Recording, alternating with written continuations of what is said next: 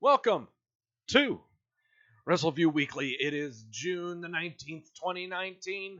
Hello, everybody. If you're in the chat room, you better let me know now, or else, shut up. Yes. Hello, Nafisa Dot. Hello, Shane. I am Doug Lackey, veteran columnist of Wrestleview.com and co-host of Wrestleview Live alongside the gorgeous Mike Tedesco, where we cover all of the major WWE pay-per-views, including the one that is coming up this Sunday with the big shoe behind me. It is Stomping Grounds. Hello, Gills. Hello, Quentin. Hello, Jamel. Hello. Gonna have to pardon the weird colors in the background. The green screen is working kind of weird right now. So yes, welcome to the show. It is the special show because, as is the go home episode of every WWE pay-per-view here on the Wrestleview Weekly show, I make the predictions for said show, and it's going to be a doozy. Alongside talking about... hey, Crash. Alongside talking about, these past few weeks of Raw have been very... to say the least. Odd to see that go-home episodes of Raw and SmackDown were palatable, watchable, and thoroughly entertaining. And I want to talk a lot about the differences between that show, that being this past Monday's Raw, and past Mondays and the Monday shows before that. Why in the world was this show so much better? And it can't be something as simple and pure as someone was not on the show. It's got to be something a little different than that. So we're going to kind of dive into that. Some changes to the WWE milk carton. A returning contestant who has been on the milk carton numerous times. You would think it would be someone brand new. Someone that, is kind of important. That would be on the milk carton, but not yet. It is all honestly dependent on the next week because we got a lot of big names that are going to be coming up on the milk carton. And then finally, WWE Stomping Grounds coming up this Sunday. Got to make the predictions on that show. And as you well know, let me see. Here I am again. I do so much preparing for this show, and I did not make my predictions to prepare for the show, so we're doing them on the fly. We always love doing this stuff on the fly. So I believe there are 9 matches on the Stomping Grounds card, I believe. There's 8 or 9. Someone help me out here. If there are at least 8 matches on the Stomping Grounds card, that means we're going to make 4 locked predictions. And as you well know, whenever I get a locked prediction wrong, we take a shot of the Luna Azul Blanco tequila. It's been really great this past month that I have not taken a shot of tequila. Okay, went a perfect 5-0 on the NXT TakeOver show, went 7-2 on Super Showdown with those 2 losses not involving locked picks. So this bad boy has been sealed up and fermenting for a very long time. Does tequila ferment? I don't think it does. But anyway, we have not taken anything of this stuff, and I want to try to keep it that way. But of course, for your entertainment, you want me to be downing 4 shots of this stuff. So, I still want to take it seriously, okay? So I don't want to drink any of this stuff. Gills is telling me 9 matches. All right, so 9 matches on the Stomping Grounds card. That means 4 locks is what we're going to make. Oh, and Daniel asked, what are the sources? Well, first off, we are drinking from the Chalice of Truth in commemoration of R-Truth and his run as 24/7 champion. So cheers to him.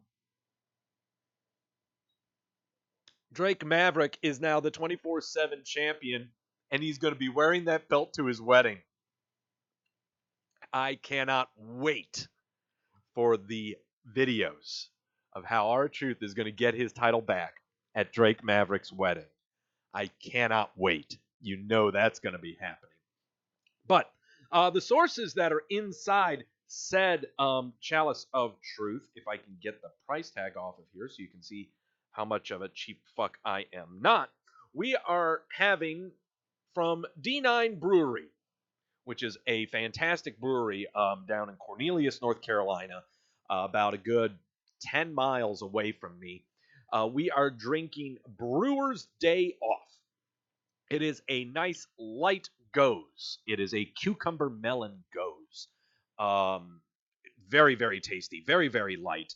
I think it's only a 4.9. Now you're a 4.8. When it's summer times, I like drinking light stuff. And so I love the sours and the gozes and the margaritas. I love me the margaritas. A lot of you should know that I love me the margaritas. So, yes, that is what we got in the Chalice of Truth as I just said stuff on here. Okay. Time to talk a little bit about the Monday night show, the Monday Night Raw that happened. This was a very, very interesting show. Many differences. One big one that I want to talk about. And it's not, again, something as simple as, oh, someone wasn't on the show. No, it's something completely different than that. And so that's what we're going to... Kit saying 17 matches if you count 24/7 title changes. Well, we aren't going to be predicting that crap. We know that. But man, I really still cannot wait for the Drake Maverick R-Truth. That has been feud of the year. It has been feud of the year right now. But let's get to talking about the Red Show, shall we?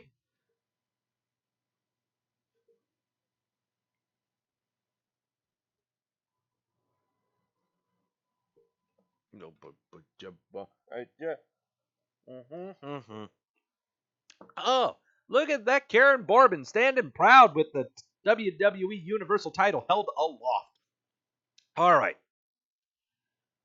We start off the show with Elias making fun of the LA crowd and then reveals a referee's t-shirt and that he is going to be the special guest referee for the Karen Bourbon Seth Rollins Universal title match. And then from behind, Rollins decks him with the chair. Just decks him. That's it. And then beats him senselessly with the chair. And after he does that, all 5 people who are going to be in a 5-man elimination match to determine the number 1 contender for the the United States title make their way to the ring, and each one that makes their way to the ring gets their licks in on Elias, who's down for the count. Of all of the openings that we have had for Raw, this one was one of the better in openings for Raw, in that so many people complain that they never start with a wrestling match. They never start with a match for this. But it's been far too often that opening segments on Raw are, yes, of course, they're a talking segment, but it's talking for 7 or 8 minutes before any action actually happens. Before someone interrupts someone's monologue and then suddenly we come to fisticuffs and we have a thrown together tag team match, or we have someone having a match against someone else's friend instead of the actual foil itself. This was a breath of fresh air. Not that we have the intro segment leading up to a pretty major match involving a title of some kind, but in that we finally got action. We got some action of some kind happening within a handful of minutes into the opening of Raw. Whether it be someone getting decked with a chair or just getting punched in the face, it doesn't matter. This was one of the big differences between last Monday's Raw and the ones prior to that, is that we finally got some action. Got a reason to, actually be invested instead of, waiting for someone to get done talking and then someone else comes out and starts talking and then we might get a match thrown together or someone just gets punched out of the ring and they're staring at each other for another 5 minutes. Finally, action. That's what we want to get enthralled into the show. That's why we want the show. It's action. Okay? So, as you've been seeing on a loop, the Braun Strowman getting the power slams on the Elias before we get into the 5-way elimination match. Very, very fun match. Everyone bitching that Cesaro was one of the first people eliminated so quickly, and Bobby Lashley was eliminated so quickly. Then those by Braun Strowman, then those two would come in to eliminate Braun Strowman, even though they had both already been eliminated, and Ricochet landing the 650 on Braun Strowman to eliminate him. But then all it was a match between The Miz and Ricochet, and you could kind of telegraph that there's no way that we would have The Miz versus Samoa Joe for the United States title. So Ricochet ends up winning the 5-man elimination match and is facing Samoa Joe at Stomping Grounds. Let's just watch Cesaro be a stupid freak of an athlete. If I could get the GIF working, maybe not. Will the GIF work? Yes, it will. He's just a stupid freak of an athlete, is Cesaro, doing a fireman's carry on Braun Strowman. And he actually nailed him with the neutralizer at one point during the match as well. Yep, here it is. Can we play that as well? Maybe. Who knows?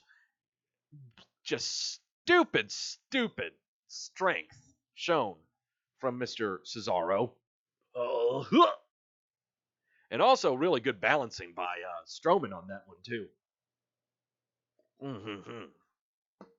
So, yeah. But that's what we get, is we get Ricochet landing the 630, on The Miz. And man, did I think Ricochet landed on his head. Damn. Just bounced off of Miz's stomach there. That looked really scary for a sec. But man, really good fun match. It is really it's kind of a breath of fresh air to be actually excited to be talking about Raw here. Let's see. Coming up right now, Becky Lynch, though, we get a return to normalcy. And Becky Lynch comes to the ring with the Raw Women's title and talks about how she wants to punch Lacey Evans in the mouth. And Lacey Evans comes out and says, "Honey, you couldn't do that. I'm a United States Marine." But then those two start fighting each other quickly. The segment itself and the speaking engagement did not last that long before fisticuffs were thrown. Which leads me to I believe that the bullet points for today's show was stop talking so much. Stop talking so much. From the writers, keep your scripts short. The performers, keep your lines short, no ad-libbing, just punch each other in the mouth. That's what the theme seemed to be. And that's what we were getting throughout this show. There we have Becky Lynch trying on Lacey's hat. Looks very good on her. Yes, and that's what we got. Meanwhile, in the tunnel area of the Staples Center, the Raw Tag Team Champs, the Revival, are heading on over to a VIP lounge where Drew McIntyre and Shane McMahon have various assortments of treats, like champagne and things. I'm not sure of what else. So, yeah. And then Charlie Caruso asks Baron Corbin if he's scrambling to find a new referee since Elias is out. Well, Corbin says he's got a new pick, and he's going to reveal it on the Kevin and Sammy show. No longer the Kevin Owens show. It's the Kevin and Sammy show. And then Rollins smacks Corbin with a chair from behind and says that Rollins, he's got some more work to do then. After that, before we go into a commercial break, the Vital will be facing... yes, there we go. Nope, we're back. Sorry about that. Nope, we're back online. Every YouTube's, I guess. I don't know what's going on. What's going on here? Why am I dropping? I should not be dropping. I am not going to stop streaming. I'm not going to stop streaming. I'm just going to keep it on. Technical difficulties. That's all we got.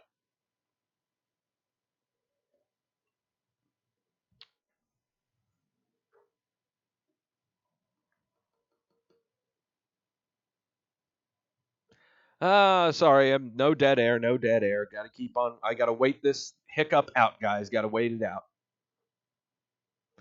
Oh, come on now. Come on. Come on. Wait it out. Wait it out. Wait it out. There we go. Now we're back on. I hope I'm back online. You guys see me? There we go. Nope, I'm back. Yeah, Gills is right. I actually have a halfway decent Raw to talk about, and of course the stream's gonna die. Everyone see me online? Give me the thumbs up in the chat room if you got me now. Am I back online? Give me a thumbs up. There we go. Nafis says I'm back on. All right. Sorry about that. Apparently OBS and YouTube's like, no, Doug, we can't have you talk about a really good show. Okay, that goes against your character. Viking Raiders before the commercial break are behind a very dimly lit red lit background because they seem angry about something and they're going to do something about it. I don't know. I'm going to power through this. You're damn right, Jamel. After Daniel Bryan and Rowan talk about how LA and Raw sucks, Viking Raiders came out, stared at him, ooh, and then proceeded to have a match against a jobber local tag team that did not last long. But it's always fun to watch the Viking guys just hurl young white bodies everywhere. Yes, there's something fascinating that all of us love watching young, fresh, nubile Caucasian bodies being flung about by larger, nubile white bodies. I don't know. Something we all enjoy, I guess.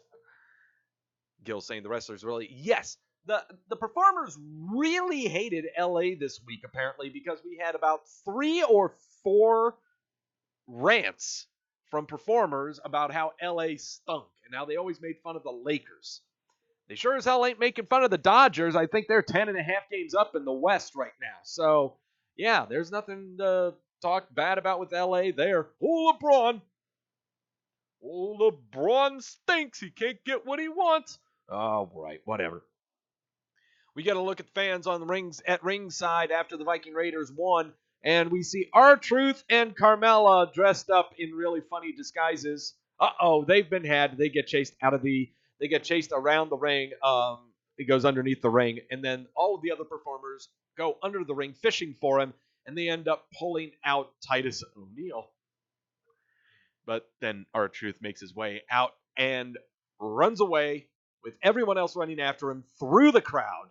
That is the number one reason why they've got this 24/7 title, is to have stuff happening within the crowd, like having a Scooby-Doo chase going on throughout the entire show. Even during the commercial breaks, you'll see R-Truth and Carmella running away from people. It is hilarious stuff. Hilarious stuff. Hey-o, Jason. Hey-o. Yes, backstage, we are back at Shane McMahon's VIP lounge, and Heath Slater makes his way into the VIP lounge and asks for a raise because he's got kids to feed.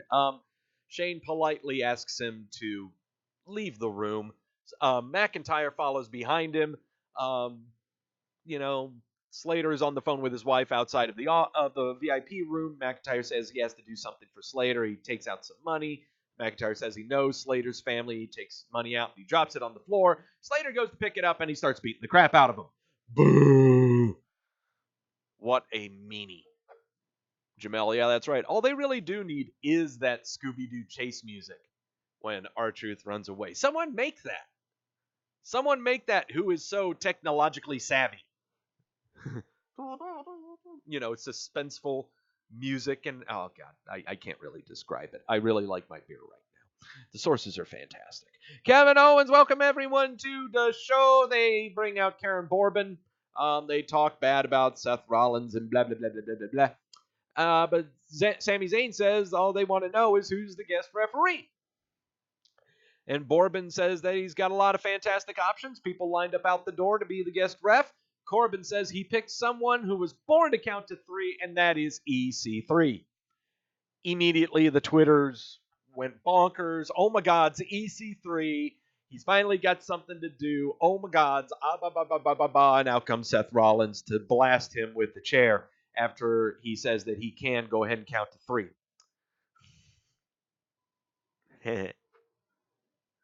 Oh, man. And then suddenly after that, we have the New Day with Big E. I know that you guys like it when I do the Big E intro for the New Day, but in my Cheeto Muncher voice. So I think there's been a lot of Cheeto Munchery going on the Twitter involving this show, even though it was a great show. We know everyone still bitches about it because everyone watches it. So let me take a sip of my sources for confidence. Oh, LA! Don't you dare be sour! Clap for your world famous 5-time champs and your WWE champion and feel the power. No. I don't know if that's exactly how they would be sounding, but yeah, it's basically what I think of in my head with the Cheeto Munchers bitching. New Day comes out to the stage and they look at EC3. They drape Big Three's cape over him and, give him rights. Kofi says he's going to be champion, blah, blah, blah, blah, blah. Owen says they should worry about the fact that the WWE title will be leaving his side soon, and if it's not going to be Dolph on Sunday, it's going to be Owens.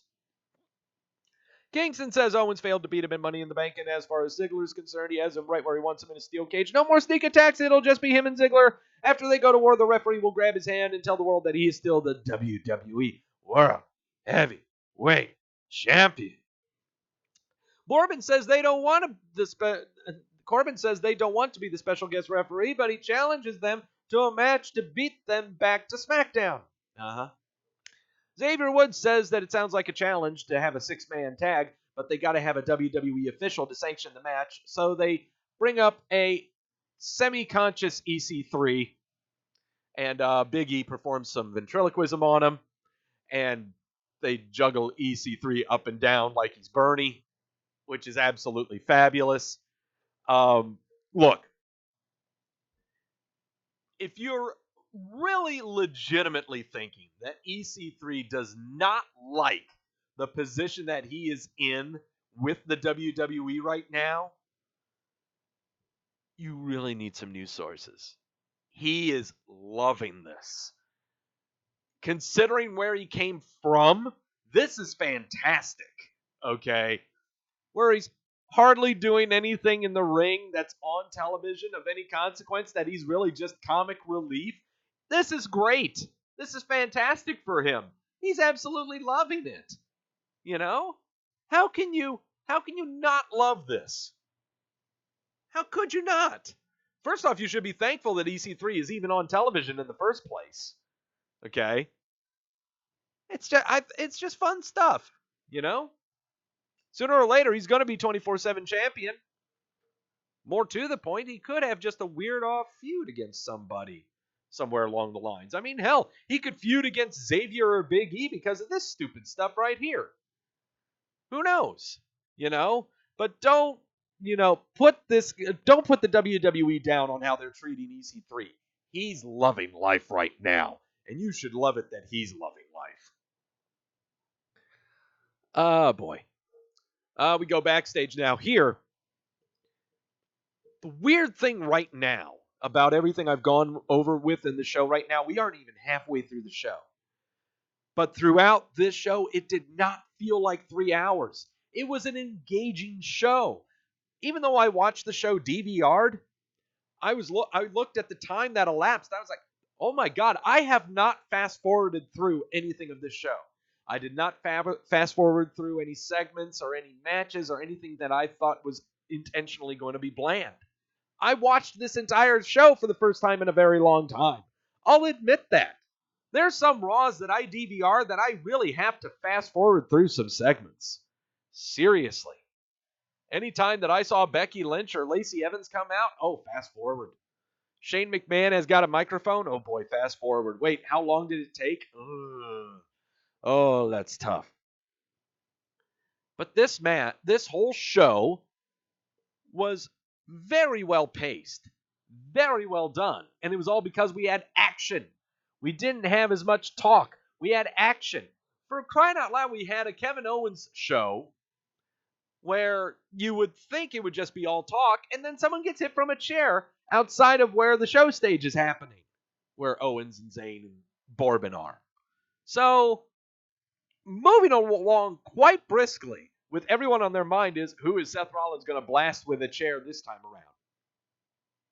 Anyway, past that segment. We are backstage in the trainer's room. AJ Styles is in there. Apparently, AJ Styles has been cleared to perform again. Carl Anderson and Luke Gallows walk into the room in white jackets pretending to be doctors. Styles says he was thinking about them. 3 years ago, they made their debuts at the Staples Center. And Styles says they were cool in Japan, and now they're in the WWE having classic matches. Styles then says they got comfortable making money. Styles asks, when was the last time they won a match or were even on Raw in the first place?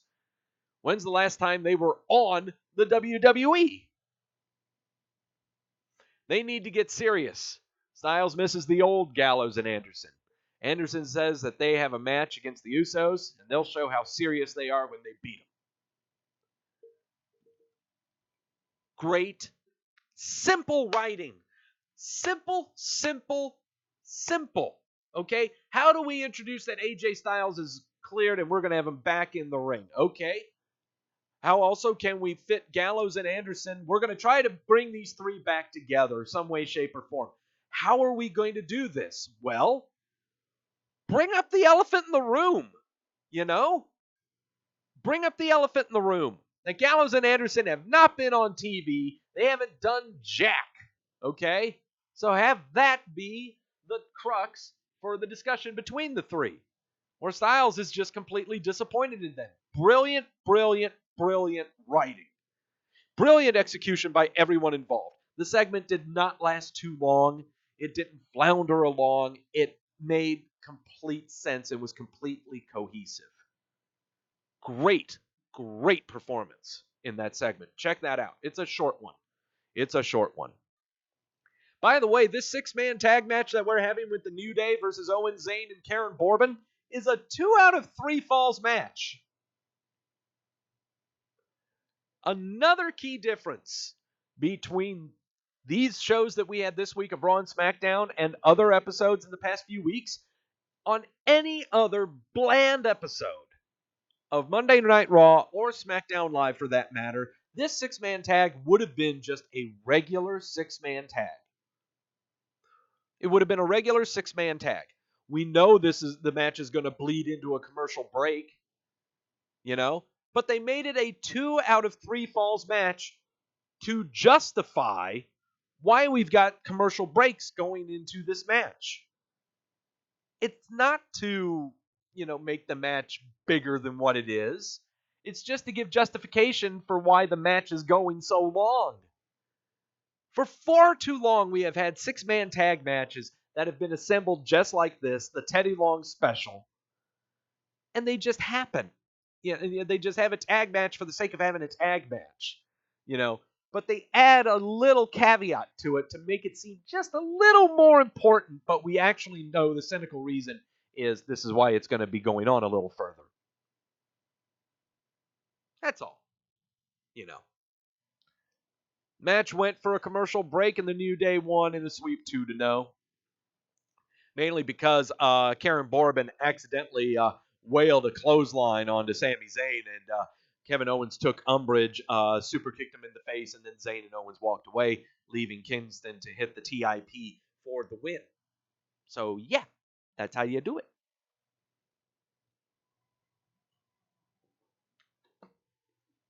Seth Rollins is going to be taking on Daniel Bryan later on tonight, where the caveat is Rollins has never beaten Daniel Bryan. Why are they having that match? Maybe because the ratings are going down and people want a reason to watch it, but they're doing a damn good way of keeping me involved right now. I didn't even need to know that when it comes to Rollins not being able to beat Daniel Bryan. Backstage, Alexa Bliss, we go see Bliss and Cross. They're talking backstage. Bliss is talking about Bayley and hands Nikki Cross a gift of sorts.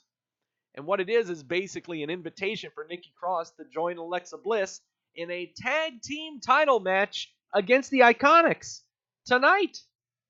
Oh boy! No, that's awesome. And I'll tell you one thing.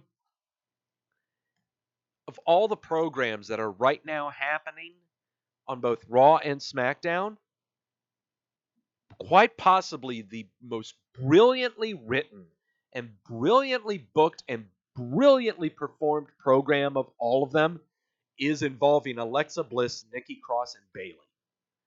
It is very well done. This is a program that is now about a good month strong going here. And at first glance, you would think that this is just the typical, yes, Alexa Bliss is using Nikki Cross and trying to get after Bayley and yet using people. You're thinking that. But there's an interesting twist to it. We'll get to it later on in the review. Paul Heyman comes out to the ring and makes fun of LA and says that Lesnar still has a briefcase and Seth Rollins has to watch his back because you never know when it's going to happen. Yeah, so there you go. Karen Corbin is talking to Eric Young and says that he has a good chance of being the ref. Corbin walks off. Seth Rollins walks up to Young. Young nervously says he turned Corbin down. He says that he would just think about it. He would think about it. Rollins says he knows Young would never do anything to compromise their friendship. And as Rollins walks away, he smacks him with the chair. Many times. So once again, action. Constant action is what we're getting here. The Usos are backstage in a dimly lit blue room, walking, saying Uso penitentiary things. Here we go. Usos versus Gallows and Anderson. Match was going along quite swimmingly for Gallows and Anderson until Anderson and Gallows do the little too sweet pose. Gallows tags himself in. They go for the magic killer, but then Jimmy super kicks him out of the ring. They super kicks him. They super kick Anderson out of the ring. They do 2 super kicks on him, and that's how they win the match. And AJ Styles shakes his head in embarrassment and disappointment backstage. Commentators talk about how Gallows and Anderson's showboating cost them the match, and it sure did.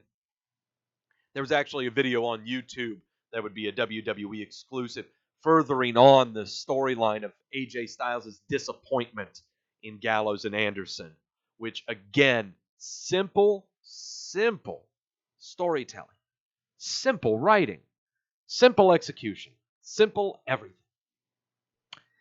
Shane McMahon and Drew McIntyre and the Revival are still in the VIP room celebrating being happy and having cheap champagne. Hulk Hogan's on the Twitter talking about the USA Women's World Cup team. Why? That's the only thing I fast-forwarded through. I had to fast-forward through that segment. Roman Reigns comes out. Humongous video package about all the stuff that's happening with him. Reigns says he's not there to make excuses. That's not entertaining. What's entertaining is him whooping someone's ass tonight. Reigns calls out Shane McMahon. Shane McMahon appears on the Titantron. Then Drew McIntyre shows up. He starts talking. Then Roman Reigns, while Drew McIntyre is talking, Roman Reigns leaves the ring and makes his way to the VIP area. Great. Yes. Fights off the Revival on his way to the VIP area. Makes his way into, there he is just storming off.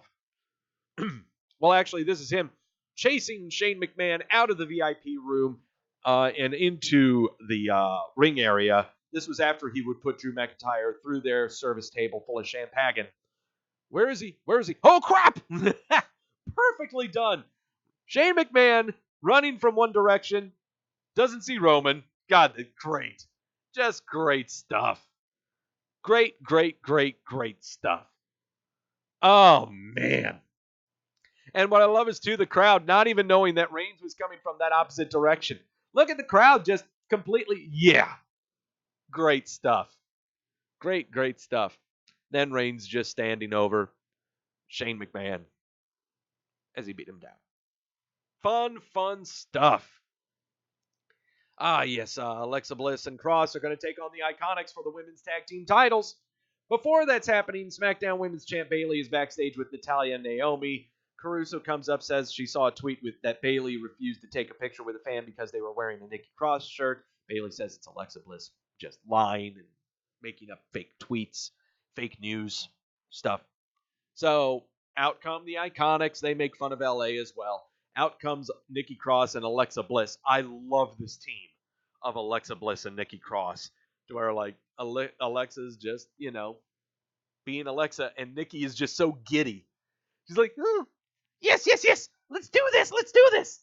God, it's a great pairing.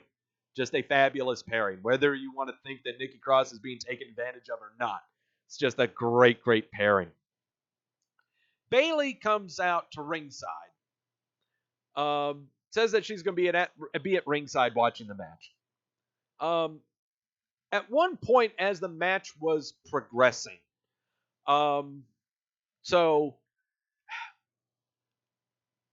I'm going to see if I can try to find the best way to put this here. Okay, so Billie Kay, let's see, I'm going to just read it off here. Billie Kay starts against Alexa Bliss. Bliss slaps her, and Kay takes her down by the hair. Bliss quickly takes her down and stomps away at her. Peyton Royce tags in, and Nikki Cross is brought in. Cross takes her down, goes for a cross body block, but Royce moves. Kay tagged in, strikes at Cross. Peyton Royce tags in, applies a chin lock before whipping her down for a 2 count. Nikki Cross fights out of it, but Billie Kay pulls her back. Then Kay kicks her and knocks her down. Then Billie Kay knocks Alexa Bliss off the apron. And then suddenly now Alexa Bliss and Bayley are face to face. And Alexa Bliss shoves Bayley out of her face. The Iconics then soon roll up a distracted Nikki Cross for the win with split-second perfect timing. While that cover was going on, the camera cuts over to Alexa looking and about to make her way over to break the count, and Bayley shoves her down. Count to 3, Iconics retain. The Iconics, they won, and Bayley pulled Bliss off the apron and shoved her down for good measure. Split-second camera split. Just great. Great stuff. Oh, man. Just great, great stuff. After the commercial break, Alexa Bliss and Nikki Cross are backstage. Cross says that Bayley is not who she makes herself out to be. Bayley crushed her dreams. And Nikki Cross wants to see Bliss do the same thing to Bayley when she will be at her ringside for her match at Stomping Grounds. Yeah. Adds a little bit of, drama to this. That's why this is one of the most best unsung programs going on right now. Yes, the Firefly Fun House. Playing a game of Follow the Leader. All of the TV puppet pals saying to join us. Join us. Yes, join us.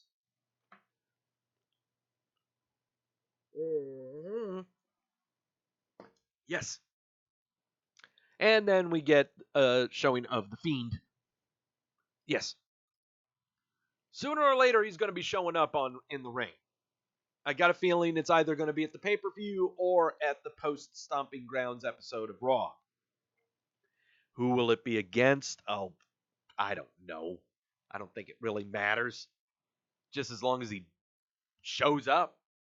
Doesn't necessarily have to do anything. I'm just curious to know what his entrance is going to be. Because I got a feeling we're going to have a brand new entrance. We're going to have brand new entrance music. We're going to have brand new entrance music. I don't know if the Fireflies are still going to be around. I'm really curious. I really don't know how it's going to go. Maybe you guys can tell me. I don't know. I really don't know. I just want him to show up. Yes, the SmackDown Tag Team Champs Daniel Bryan and Rowan are backstage. Blah, blah, blah, blah, blah, blah. And here's the main event, Daniel Bryan versus Seth Rollins, which did not take up a commercial break. Well, it took up a commercial break because during this match, Rowan would interfere. And then Seth Rollins would beat up Rowan. And then out would come the New Day to save. But then Kevin Owens and Sami Zayn and the Revival would join the fray. Then the Usos would run down.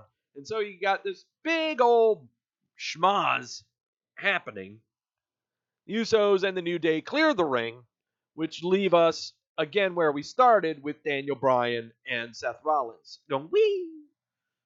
So, yeah. So we have the match restarted, this time with Daniel Bryan and Seth Rollins in the ring and no one else to bother him for this stuff. A very, very fun match. Very, very fun match. Gil says Bray Wyatt still calls the people Fireflies, so maybe still a dark lit entrance. Maybe. I just think he's going to have different music. I just got a feeling there's going to be some different music happening this time around. I would love for it to be the Firefly Funhouse theme song, but we only hear the short jingle that it is. I don't know. It's just something to kind of think about. Daniel Bryan has got Seth Rollins scouted. He tried to do the superplex from the top rope. He does the superplex, but he can't get the Falcon Arrow off because then Daniel Bryan gets him into a nice little crossface. Yeah. Different moveset for Bray? Probably. We might see a lot different moveset for Bray this time around. But as we see here, the setup goes. Enziguri from Seth Rollins. Daniel Bryan can't get up. Stomp on Rollins. Very fun main event. Seth Rollins defeating Daniel Bryan. And as he would go up the ramp to celebrate his victory, he would get blasted from behind with the chair by Karen Bourbon. And thus, that is why we are left with this vision as we leave Raw. What did everyone think of Raw? 65% gave Raw a thumbs up. Thumbs up. That never happens. Raw never gets a positive rating, but it's because everyone watches Raw. How in the world can that be possible? Everyone watches Raw. That's why it's supposed to be all thumbs down. There's no way that it could be like that on SmackDown because, SmackDown is the better show. Everyone likes SmackDown because nobody watches SmackDown. So what about the Blue Show? Before we dip into the Blue Show, another thing you got to notice with this episode of Raw, Michael Cole was exceptionally enthusiastic throughout the entire show. I thought he was going to have a coronary throughout the show. I mean, he was as enthusiastic as all hell throughout the show. He just could not contain himself with every segment that was happening. That's a big difference also between this Raw and previous Raws. Michael Cole was just beside himself the entire show. And also, the commentary team stayed on script. They didn't deviate from script. Corey Graves didn't do some weird, wacky inferences. Renee didn't, did her small little comebacks to Corey, but would not leave him silent. The commentary team was exceptional, except for Michael Cole being at times a little too demonstrative. So, that was Raw. A very, very good episode of Raw. Don't know if they'll really be able to follow up with it, and I'm sure everyone watching Raw will let us know that no, they did not. However, it's a completely different animal when it comes to the Blue Show.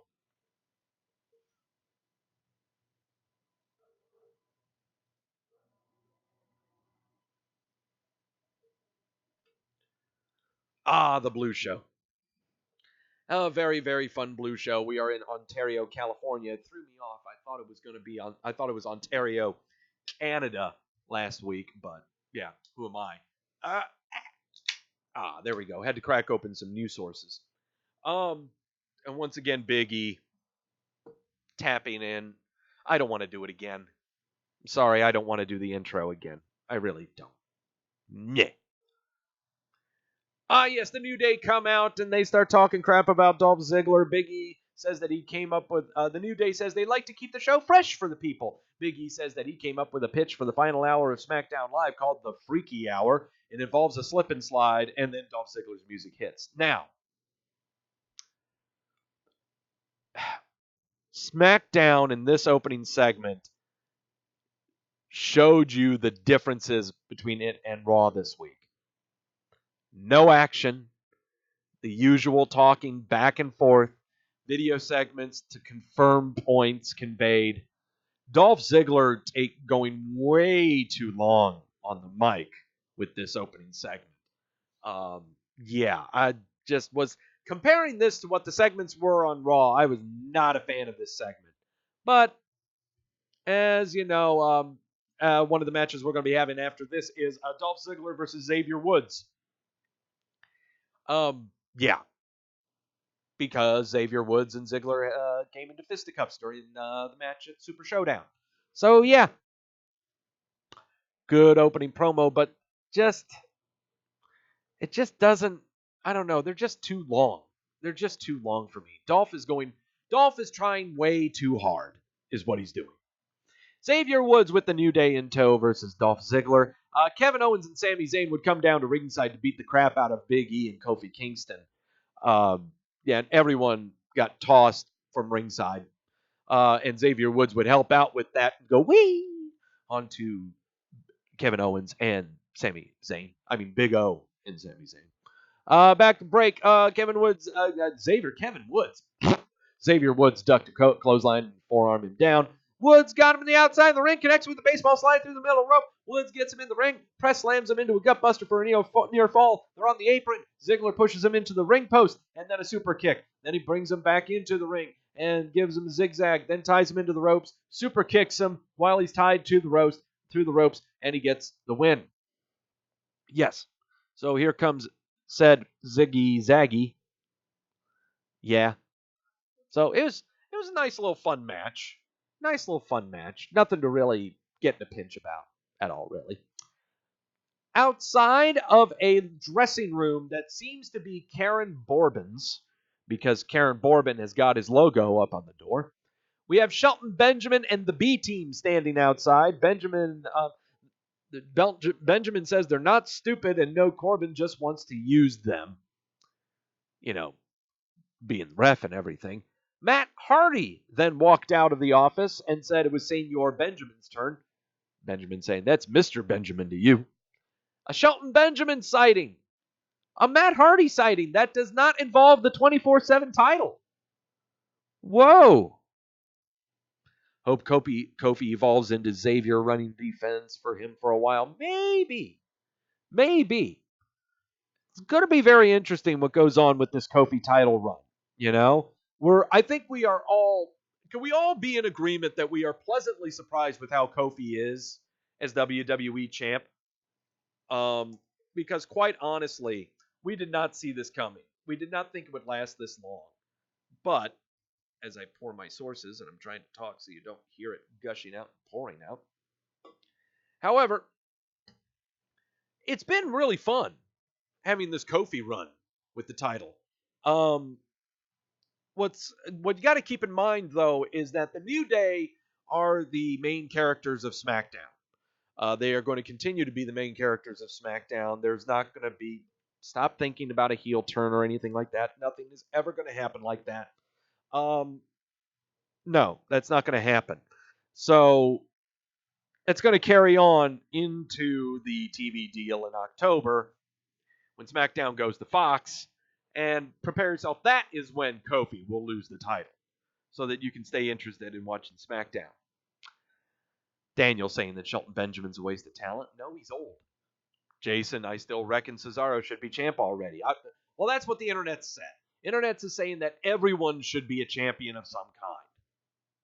No, they're not. God damn it, it's a TV show.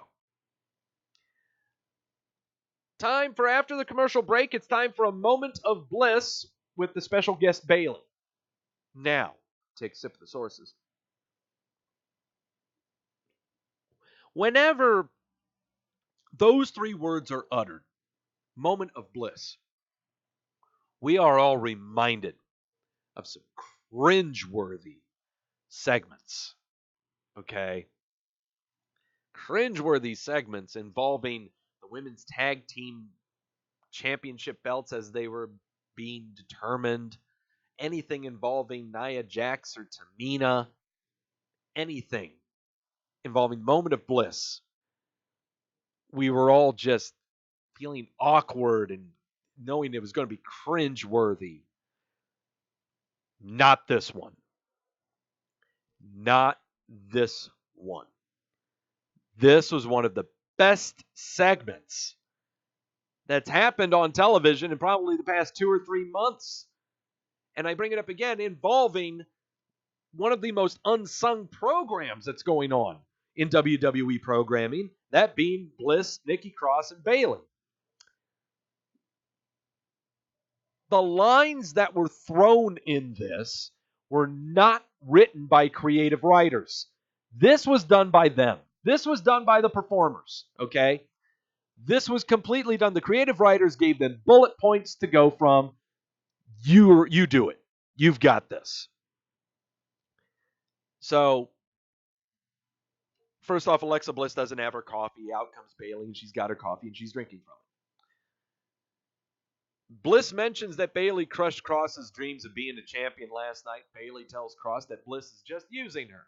Bayley says that she's had enough of Bliss talking behind her back, dares Bliss to say it to her face, and Bliss gets to her feet and goes, all right, fine.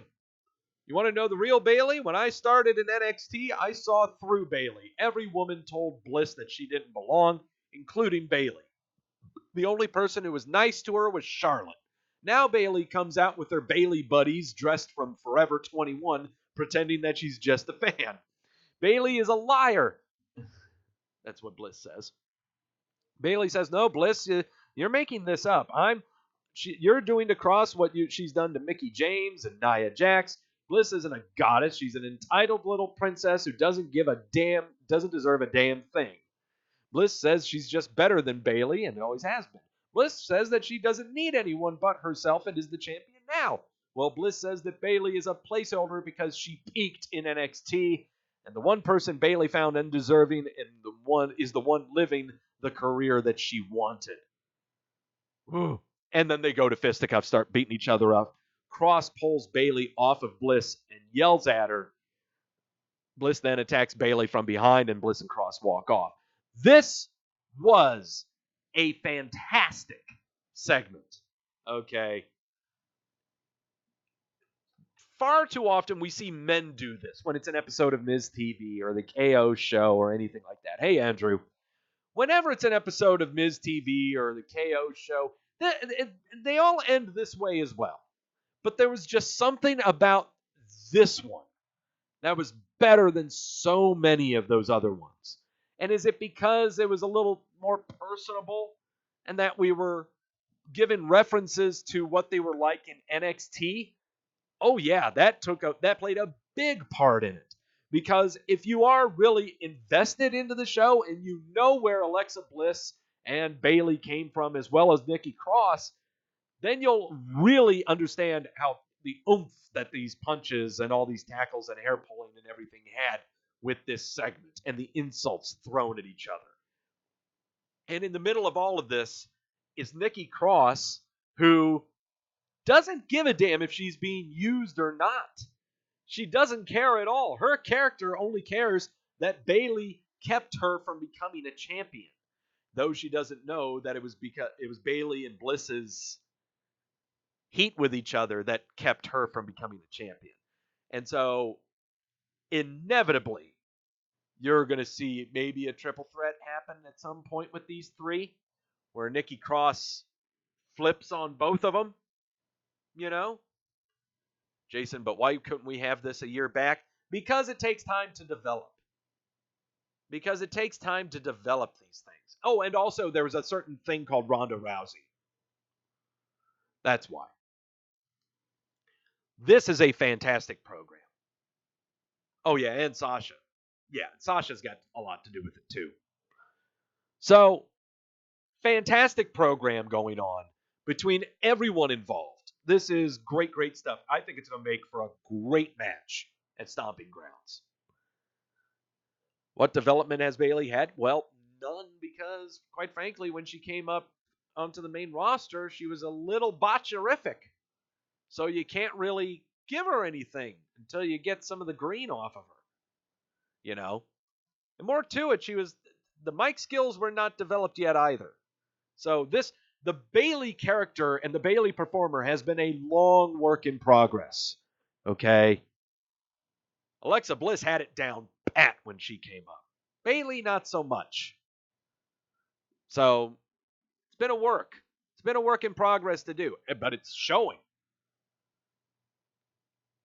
Right now, again, this is one of the best program. This is the best program going on.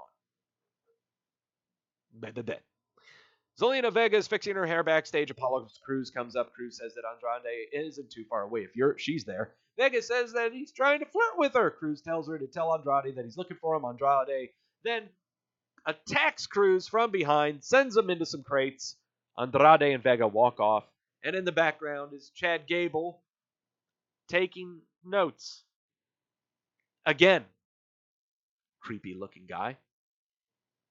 Quentin is saying the Cross is going to be a future women's champion. That depends entirely on how this program fares. That entirely depends, and I'll go back up to this great gif of the throwdown happening.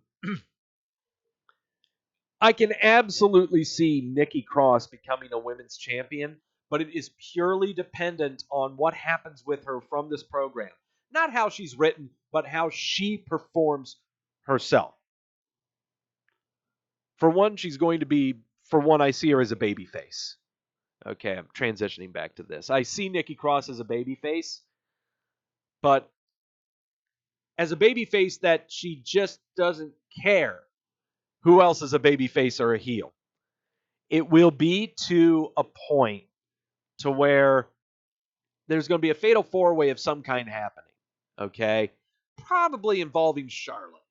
Okay? I'm throwing Charlotte in there. Bayley and Charlotte, Nikki Cross, and Alexa Bliss going in a fatal four-way. And it's inevitably going to happen to where Nikki Cross becomes that not anti-hero, but that girl that just doesn't care. Okay? Everyone is keeping her from getting what she wants, but it's not that they are purposely keeping her from becoming a champion or purposely keeping her from achieving something. It's because their shit is getting in her way. Okay? That's what I feel like is happening right here, is what this culmination is supposed to be here. Okay? The whole point of this program is not necessarily to reaffirm Bayley as a great performer and a great champion, and not to solidify what Alexa Bliss is on the mic or as a performer. It's more about Nikki Cross. Okay? It's more about, damn it, it's my time and you critters are in the way. Okay? That's what this is about. All right? I don't really see it coming up to a fruition until SummerSlam. Not for a couple of months. This is another one of those slow builds that we're going to get. You're going to see a lot of slow building coming up throughout these next few months. Okay? A lot of slow building with characters to reaffirm and also repackaging. I mean, we've got. Let's talk some more about the Blue Show first here. The B Team versus Heavy Machinery with Rowan and Daniel Bryan on commentary. Heavy Machinery would win. Daniel Bryan constantly hating it that Otis thrusts his pelvis all the time and does weird things. But hey, that's what he likes to do. He's kind of a funny, weird, dumpy looking guy. But it's those guys going against Daniel Bryan and Rowan for the SmackDown tag team titles at Stomping Ground. After the match that Heavy Machinery won, Seth Rollins comes out and decides to beat the crap out of the B Team with a chair because they tried to get the referee spot for the Karen Bourbon Seth Rollins match at Stomping Grounds. Poor guy, man, Jesus. We go outside, limousine, and out comes Shane McMahon, and then Kevin Owens and Sami Zayn come up. Kevin Owens and Sami Zayn come up to McMahon, tell him that Rollins is at it again with the damn chair. They're afraid for their safety. Then Shane tells them, I'll tell you what, why don't you go ahead and face Seth Rollins and Kofi Kingston in a 2 out of 3 falls match. McMahon walks off, and Owens and Zayn aren't happy. Another 2 out of 3 falls match instead of just a regular tag team match. Are you seeing a pattern here? In that they're trying to place emphasis on these Teddy Long specials now. It's a great change of pace. I'll give them that. When you do it on Raw, it kind of makes perfect sense to do it there. But holy crap, man, when you do it for a second day in a row on SmackDown. Okay. Man. Emo hot topic guy Aleister Black is still in his dimly lit room. No one has visited him to pick a fight. And he says that someone will come knocking to pick a fight with him. And when they fight the fight, Black will change the essence of that man. Take a sip of my sources.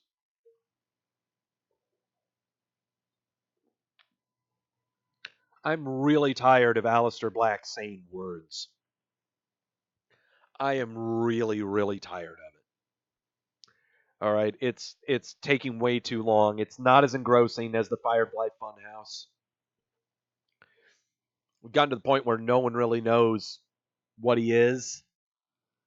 But all I know, this is the combination of him becoming a heel.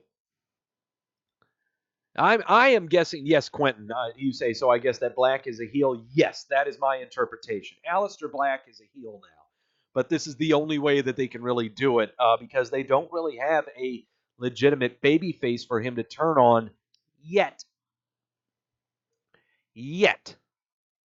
Maybe we just throw Bray and Black at each other? No, Andrew. I would not throw Bray Wyatt and Aleister Black at each other. No, not cool. No. If I want to confirm that Aleister Black is now a heel, no, it's not going to be like that. Instead, I'm going to paint a picture for you. Though I'm not going to really put it in my predictions. Well, it just it just dawned on me. I know how I'm going to confirm that Aleister Black is a heel. And I'm going to leave it to the Stomping Ground predictions. That's called a teaser. You're going to have to stay tuned for this little thought that came into my head. Shane McMahon makes his entrance. Elias is with him. And Drew McIntyre. Blah, blah, blah, blah, blah. Drew McIntyre is going to beat Roman Reigns. Blah, blah, blah, blah, blah. The other theme for this show was everyone seemed to be kicking ass and taking names. A lot of people were doing that. The announcer's saying a lot of people were doing that during this show. Ugh. But The Miz interrupts. He has footage of Roman Reigns destroying Shane McMahon and then showing slow motion of McMahon running around. The Miz says that McMahon's ego is out of control. Shane says he's putting Miz in a match with Drew McIntyre and Elias and has 10 seconds to find a partner. The Miz is going to be in a tag match with Drew McIntyre and Elias, and he's got 10 seconds to find a partner. From out of nowhere, R-Truth emerges from the ring and tries to creep out of the ringside area. Miz catches a glimpse of him, and suddenly R-Truth is the Miz's partner. The Awesome Truth has been reunited for a one-time only in a tag match against Elias and McIntyre, which happens to be an elimination style tag team match. Once again, no more Teddy Long specials. We are now getting tag team matches or six-man tags that have an additional caveat to it. Soon we're going to have more tornado tag team matches. Maybe no DQ tag team matches. Falls count anywhere stuff. That is one of the big changes that happened this week, is we are no longer getting Teddy Long specials. Okay? Before we get into the tag team elimination match, AOP was standing outside of Baron Corbin's office, and they basically said, glad we were able to talk to him at the time we could.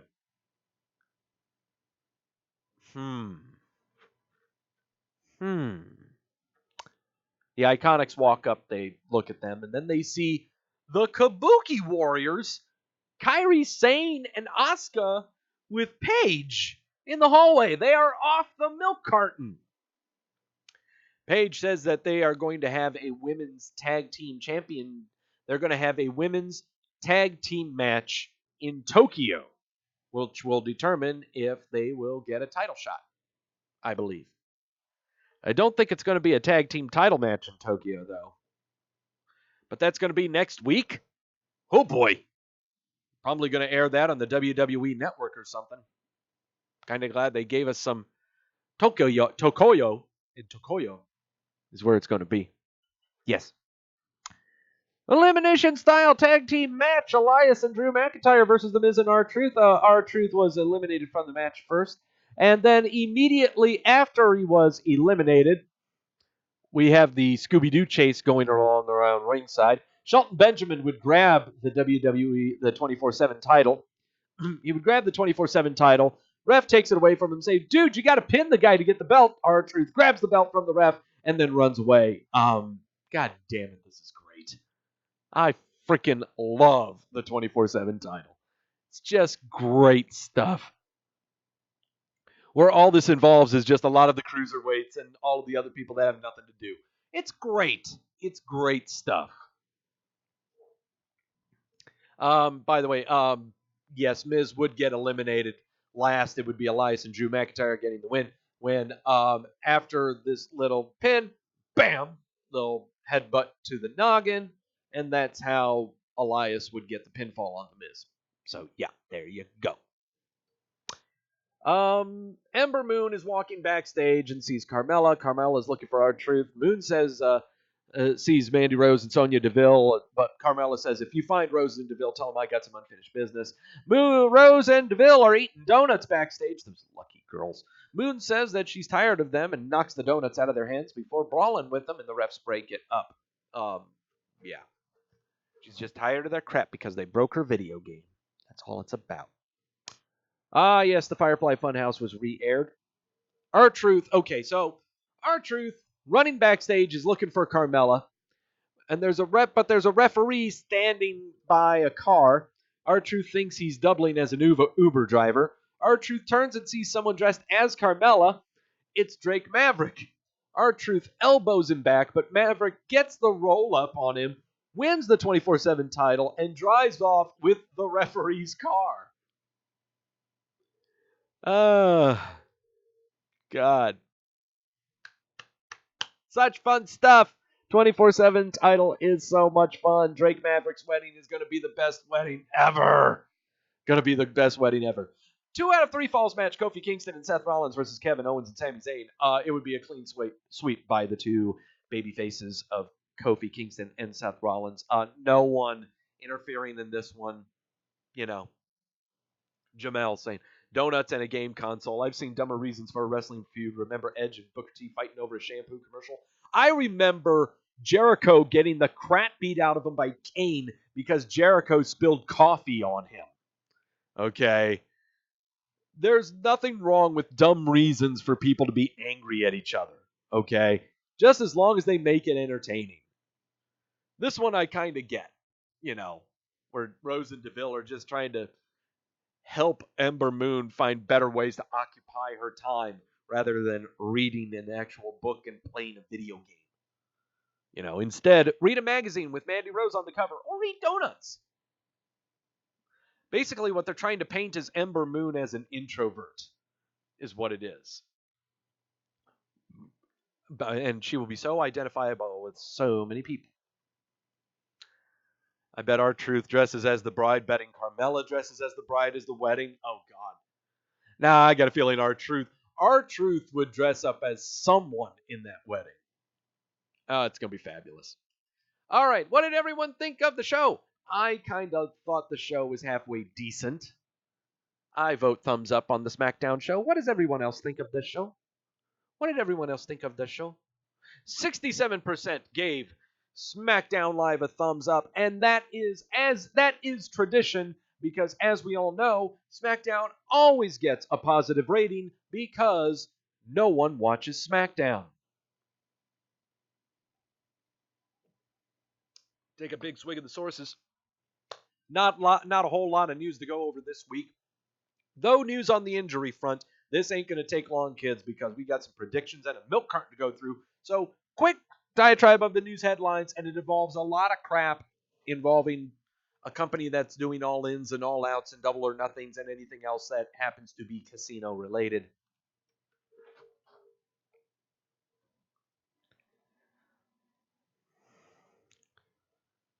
No, but That's part of our injury news. That's for darn sure. AEW announced on Twitter that their all-out pay-per-view event sold out in 15 minutes. It's going to be at that same arena in Chicago that was the all-in show last year on Labor Day weekend. The show itself is going to be on August the 31st, Labor Day weekend. Drew a total of 11,263 fans. That's how much was sold from the last show they did last year. Yeah.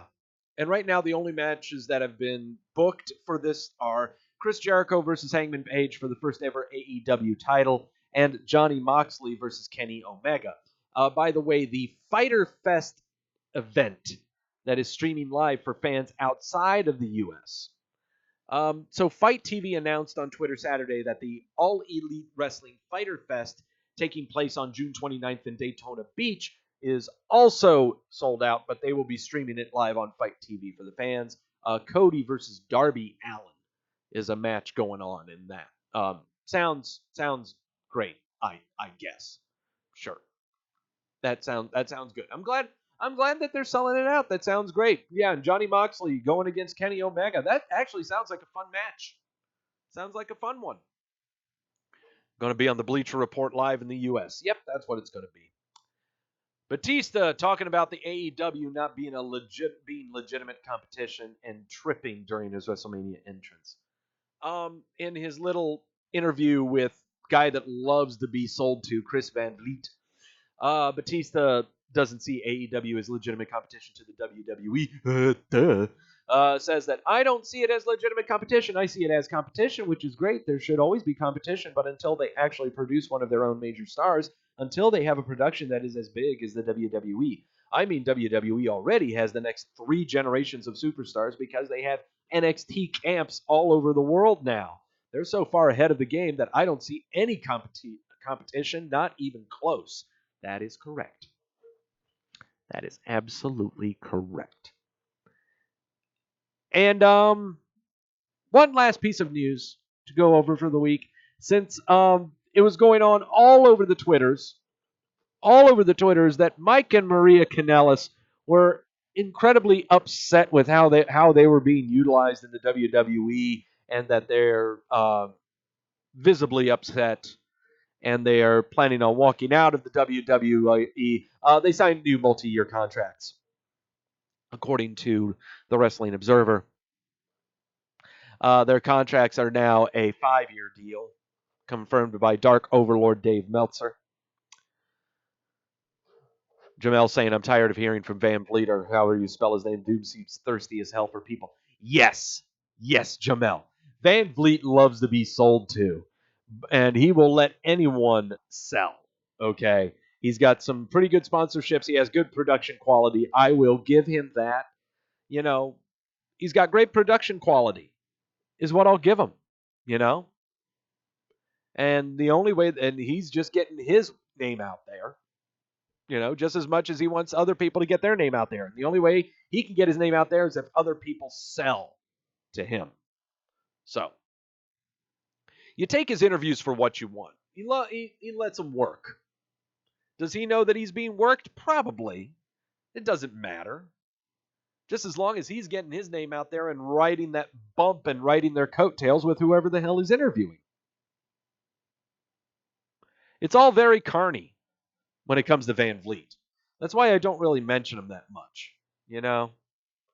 But anyway, Mike and Maria Kanellis signed to a new 5-year contract. What's a Van Vliet? I don't know. I think it's something that you need to see your doctor about. News on the injury front. Broke this news today because we had to get some sources on this one. Dana Brooke suffered a kind of a severe injury to her dome during WWE main event tapings the previous Monday before Raw aired. She was facing Sarah Logan, and the match was stopped abruptly after she took an ugly face-first bump into the top turnbuckle and resulted in a nasty, nasty cut above her eye, and there was excessive bleeding. There's been no updates on her social media accounts, or from the WWE for that matter, regarding the injury. However, there is some footage here of said injury.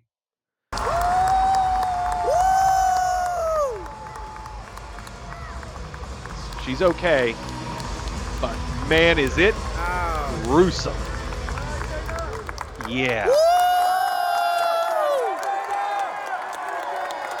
The way it looks like she just got a really good dry cut above her eyebrow. Just bled like a sieve, just getting in her eyes. There's no way they could continue with the match if it was getting in her eyes, is what it was. It doesn't. I have read reports that people are thinking it's a broken orbital socket. I've read so many reports speculating so many things. When honestly, guys, looks like it's just a really bad cut, and we're going to see her next week. So yeah, that's all I've got to see there. That's why I'm not necessarily adding her to the injury list, which involves Jason Jordan with a neck injury that we are pretty sure he's just retired from wrestling, but we're keeping him up there until we hear word otherwise.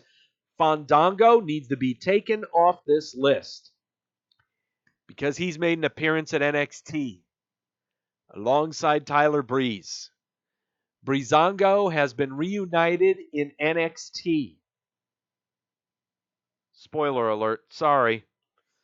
Tomato Chomper, neck surgery. He's going to be back sometime probably around November or December. Ronda Rousey, broken hand, and she wants to have a baby. She ain't going to be back until maybe around WrestleMania times, we think. Nia Jax, reparative ACL surgery on both knees. Not going to see her until around Royal Rumble times.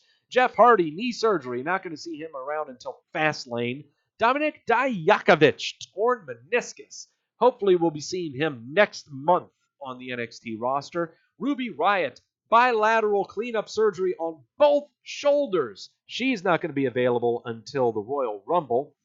Mickie James, reparative ACL surgery. That she's not going to be around until Survivor Series or maybe TLC of this year. AJ Styles, recovering from his hip injury. Apparently he's slated to go now, so nothing wrong there. Rey Mysterio, shoulder injury? Is it a work? Maybe. We'll see. Who knows? But those are the people that are hurt. What about the people who aren't hurt? What about the people who are perfectly healthy? What about the people who haven't been on WWE TV for, say, 3 weeks? They end up on a special list. It's a very special list that I compiled myself. Found a fabulous graphic to help intro us into it. Brace yourselves. We've got a returning champion. It's the WWE Milk Carton.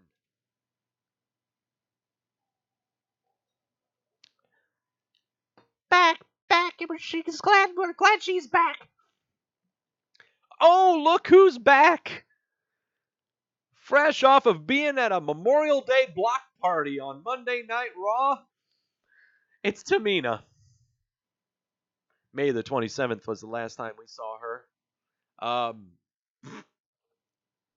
Don't really say that we miss her, but yay, there she is. Yay. Huh? Ugh. Lana. Haven't seen Lana since April the 23rd when she was at ringside for a match between Kofi Kingston and Shinsuke Nakamura to further confirm Kofi Kingston as a decent champion. Alicia Fox. We haven't seen her since her botcherific match against Becky Lynch on April the 22nd on Raw. We're waiting for the typical cleanup to happen. We're right now just waiting out the contract. She's going to be gone from the company for damn sure. Lio Rush, just waiting out the contract, basically. Haven't seen him since ringside of a 6-man tag on the post-WrestleMania episode of Raw. He is really one of... It's gotten to the point now to where we don't care about the gossip of why he's there. Bobby Lashley's fine now. Lio Rush can just go ahead and do whatever the hell he wants, basically. Grash telling me I should do a last scene on these images. Yeah, I should. I should go ahead and do a last scene on these. Yeah, I think I will. Yeah, starting next week, I'll do that. Liv Morgan, haven't seen her since April 15th, the post-WrestleMania episode of Raw, where she was ringside during the match between Becky Lynch and Ruby Riott. She's been doing dark match stuff on SmackDown for the main events and the things. She's had matches with Ember Moon. I know that she's shown videos of her uncorking new moves and stuff. So just waiting for her to show up, basically. She'll appear sooner than later. Same thing with Sarah Logan. She's been doing dark matches on Raw. She'll be appearing soon as well. Would love to see her appear alongside the Viking Raiders. I think that would just make for a great tandem. You know, we don't normally get that with a tag team and a female performer, and all three of them are good in their own right, Sheamus. Have not seen him since April the 9th. Six-man tag match. I'm sorry, the past ones were just an episode of Raw. This was April the 9th was the post WrestleMania episode of SmackDown and six-man tag match. Concussion protocol, I think not. He's just taking a vacation and resting up and getting lean as hell. The guy weighs only 228 pounds now. He is cut. Okay. He has slimmed down a ton. Don't believe me? Check his Twitter account. Check his Instagram. The guy is jacked.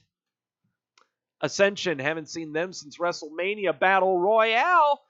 Why aren't they chasing someone for the 24/7 title unless they're going to be appearing on NXT? Maybe. Who knows? Harper, he's just riding out his contract, wearing out his injury time from the injured wrist that he had earlier this year. Again, last time we saw him was the Battle Royale at WrestleMania.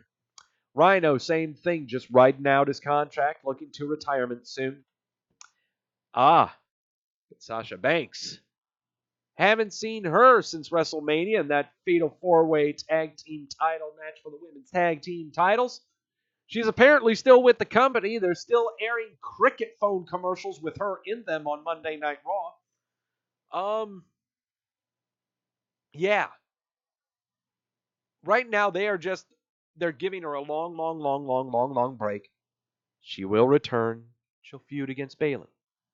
Enough said. Andrew's saying, am I thinking Harper's going to retire? Yeah. Harper is definitely going to be retiring. His body just can't do it anymore. I see him actually. I don't see him being hired by the WWE. I see him going back home to New Jersey and going back to his wrestling school there. Is what it is. He seems like a very down home kind of guy, So I just don't see him. I don't see him getting back into the game or going to the independents or going to AEW or anything like that. His body just can't do it anymore. Primo Colon, haven't seen him since March the 26th in a segment involving Shane and Miz and on an episode of SmackDown. And can you believe Sasha Banks is very, very close to becoming the stalwart of the milk carton. But again, as long as he is on the main roster, he will forever be the stalwart of the milk carton. It has now been 7 months since we've seen this majestic beast on WWE television, and that is Epico Colon. Haven't seen him since the Raw vs. SmackDown tag team elimination match at Survivor Series. Look, I know where he is. I know he's not doing anything right now. I know he's over in Brazil, over at the Performance Center down there, doing coaching and training. That's what he's doing. I know. I get it. But he's still on the main roster. Click on his roster page. The only stuff they have on there is the short blurb about him and Primo Colon wanting to clean up the tag team division, and any links they have of him all go back to Survivor Series. There's nothing else except for historical clips of matches he had 4 years ago.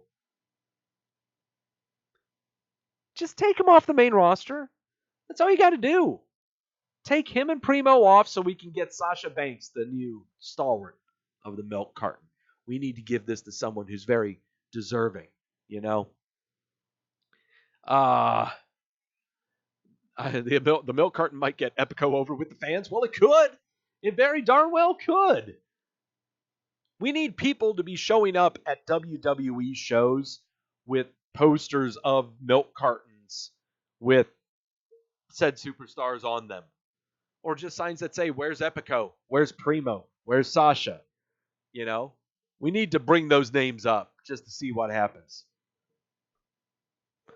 Take down the roster pages, leave us in the dark. Then what the hell do I have this thing for? God, if I do that, then I don't have basis for my milk carton segment. This is all based on the main roster. Ugh. Oh well, that's the WWE milk carton. Names that could be appearing if they do not show up this week, and it's a very interesting one. Okay, if they do not show up next week in some way, shape, or form, Charlotte, Ali, Bork Laser, Buddy Murphy coming back for a return, Fonz Balor, Randall Orton, Sin Cara, who is now perfectly healthy, and then finally Rusev and Shinsuke Nakamura to make their return appearances on the WWE milk carton. But who's on the 205 carton? Who's on the 205 carton? Here's the thing. I still have yet to do my grand binging of 205 Live because either shows come up that I need to predict, or news comes up, or something a little more important comes up to talk about. But I know I'm going to be binging on the 205 Live very, very soon. I know that. But again, like I said, one of the things that's been keeping me from the 205 Live binging is predicting pay-per-views. And, well, I'll be damned if there isn't a pay-per-view coming up on Sunday. It's the Boot pay-per-view. We'll call it the Boot pay-per-view. So, strap them in. Take a sip of your sources.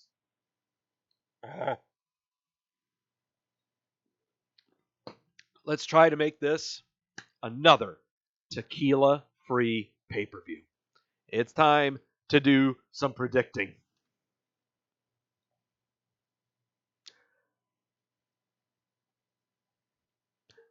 These stomping grounds are made for walking. That's just what they'll do. Ah, yes. The Boot pay-per-view. That's what we're going to call this. Predicting pay-per-views and destroying livers. That's what we're going to try to do. All right. What an ugly logo. You're damn right. The Birkenstock pay-per-view. For the love of God. The other one that they had where it was just block lettering looked fine. Okay. This looks like something that's sponsored by Dickies or something. I don't know. All right.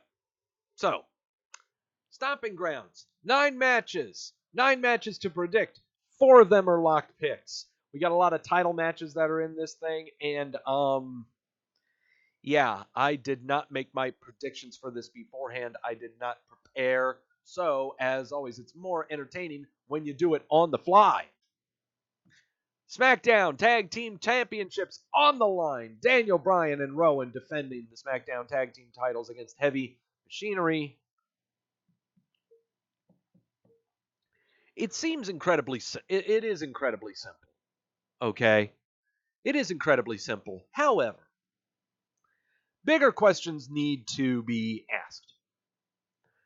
Who are the other tag teams that are going to vie for the SmackDown Tag Team Championships? If you say New Day, no, it's not going to be the New Day. They're too busy being enthralled in other shenanigans. They're too busy sponsoring Kofi Kingston. So, I just want to know. I know, yes, I am picking the Planet's champions. I'm picking, yes, the Planeteers are winning, okay? But what are we doing after that? What are we doing after this? You know, what tag teams do we have on SmackDown? Anyone. Anyone. We broke up the bar. We broke up Ricochet and say, yeah. Jamel saying AOP. Andrew saying Viking Raiders. Well, yeah, AOP. I guess they could be on SmackDown now. But if AOP is going to vie for them, they aren't going to go against Daniel Bryan and Rowan.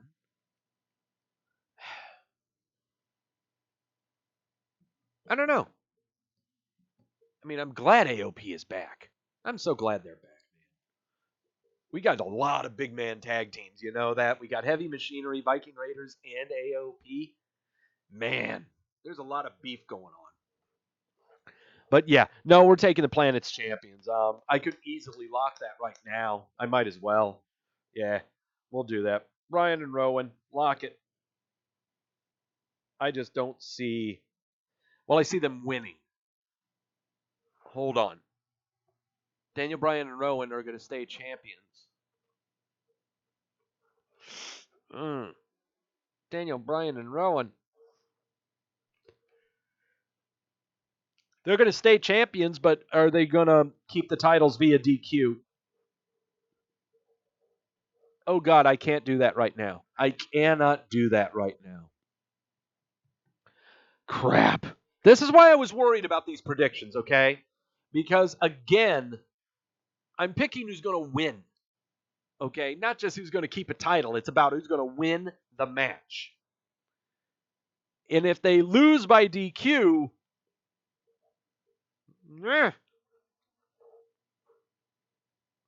I can't. Daniel Bryan and Rowan going clean on this is not going to go. I just don't see that happening. No. They are not going to go clean. They are not going to go clean. But are they going to win? Will they win dirty? Or is Heavy Machinery going to win by DQ? But if I don't lock it, well, okay, fine. I'm taking Bryan and Rowan, but I'm not locking it. I'm going to take Bryan and Rowan, but I'm not going to lock it. I just cannot do that. Xavier Woods and Big E versus Sami Zayn and Kevin Owens.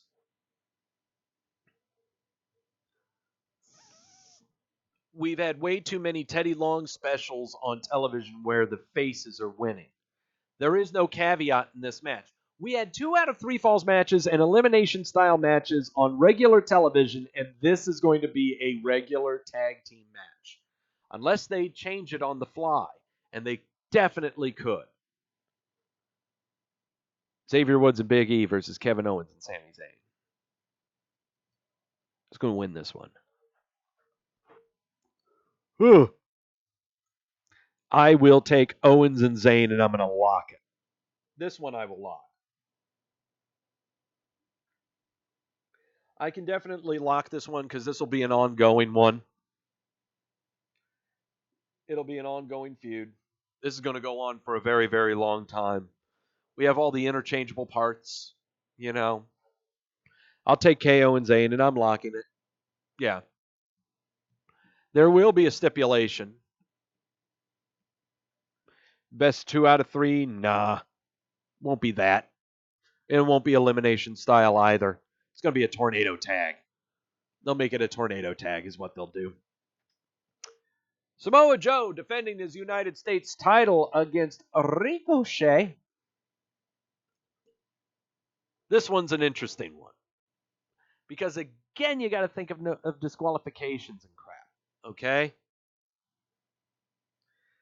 First off, Samoa Joe is going to keep the U.S. title. Okay? Samoa Joe is retaining the championship. There are no titles that are going to change hands at this pay-per-view, okay? I just don't see it happening. But, Ricochet. Does Ricochet get the win or not? This is where, if you heard me earlier, I was talking about what do we do with Aleister Black? What do we do with Aleister Black? Well, what I was thinking is at some point in this match, you got Rey Mysterio that comes out, distracts Samoa Joe, maybe. Distracts Samoa Joe, Or he just comes down to the ring and goads Samoa Joe out of the ring. And those two go at it, leaving Ricochet by his lonesome. And then, out of nowhere, an Aleister Black shows up and just black masses Ricochet in the face.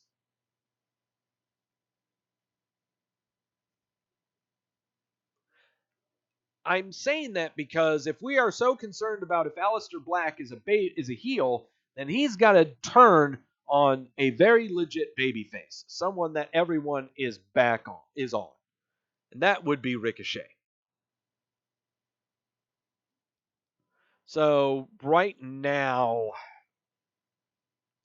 but this match, I mean, yeah, I know I'm kind of fantasy booking a major wet dream here, but okay. Samoa Joe, Ricochet. What's happening in this match? Samoa Joe is still going to be the champion, but who is winning the goddamn match?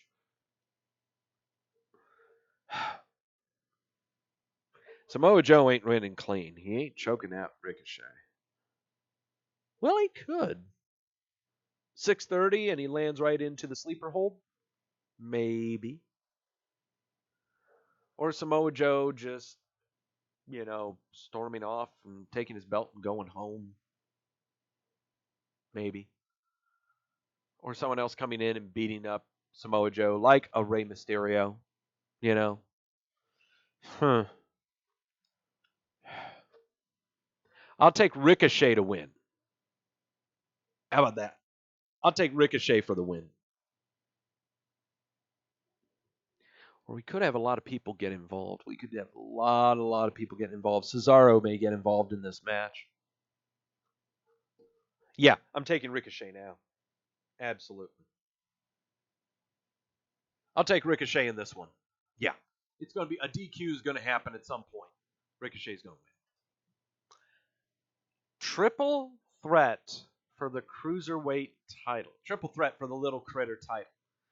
Tony Nese defending against Akira Tozawa and Drew Gulak. Drew Gulak has been making a lot of appearances on NXT. He has faced the likes of Matt Riddle.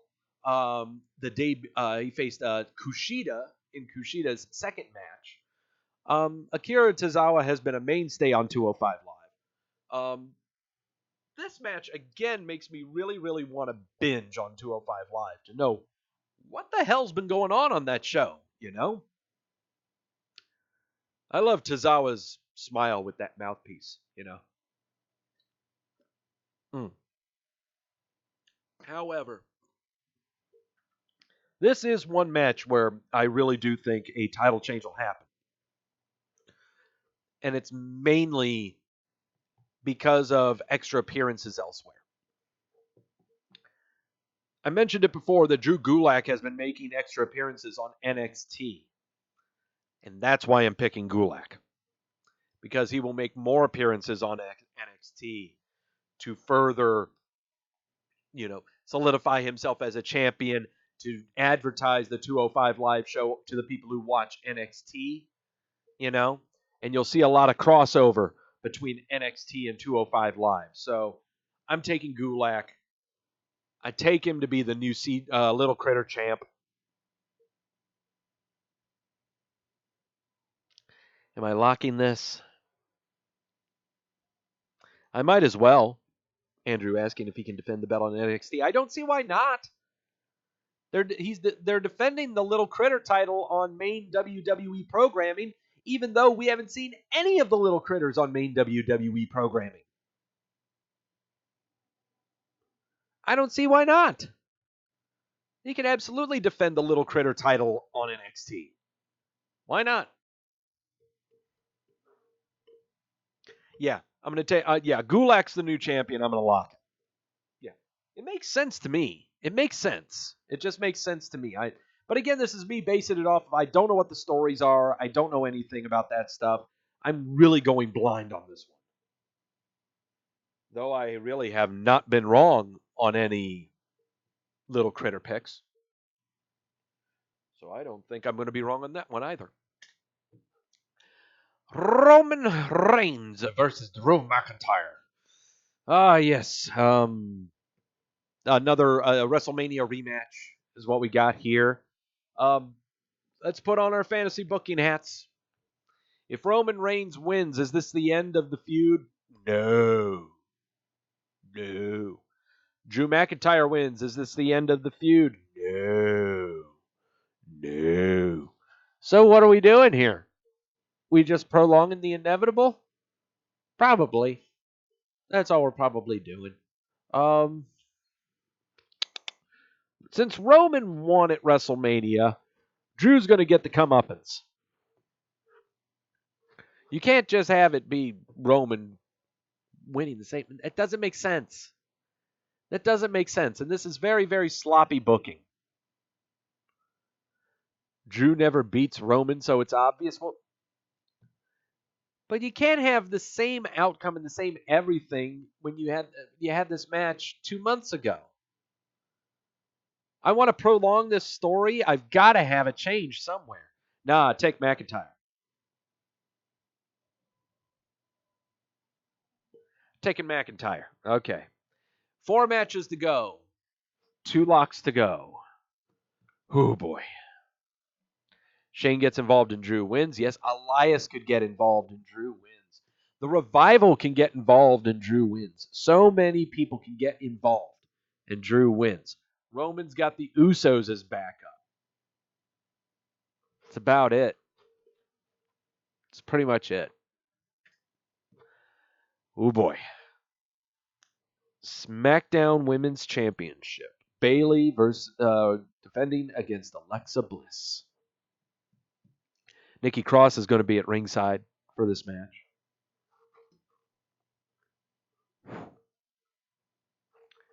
I have a feeling Bayley's retaining.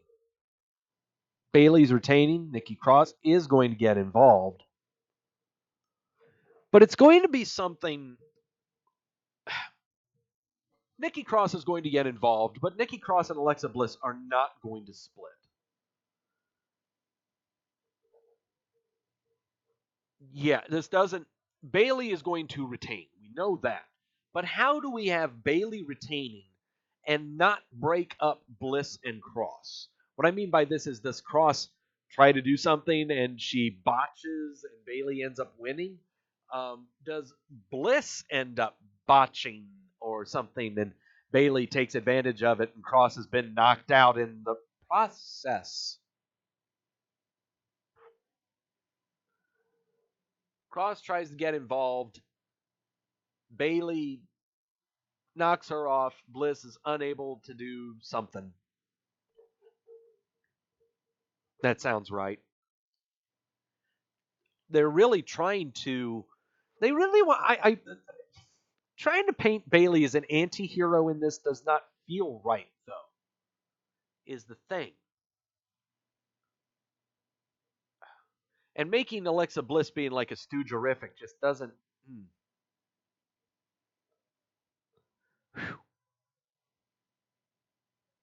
Bayley wins. I know that.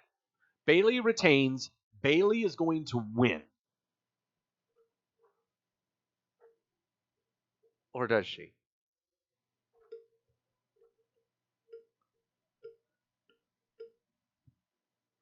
Yeah, that's the thing. Jamel painted it perfectly. Yeah, that's what I was trying to say. Cross successfully gets involved. However, Bliss blows it and Bayley wins. I think that sounds right to me. Yeah. Bayley wins. I'm locking it. Yeah.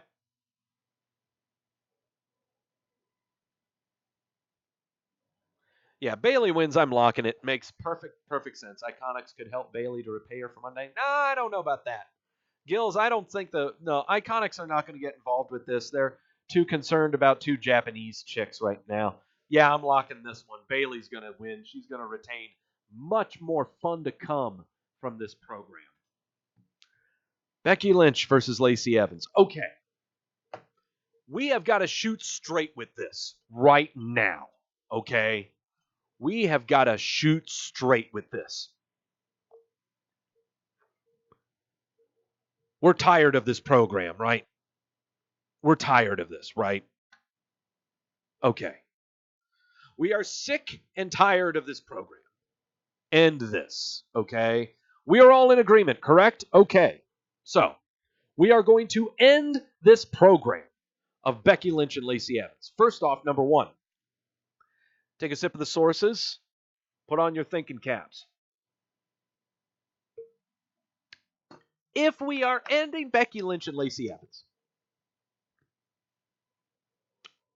how are we ending this? No one else has been getting involved with Becky Lynch at all. No one else. It's just been her and Evans.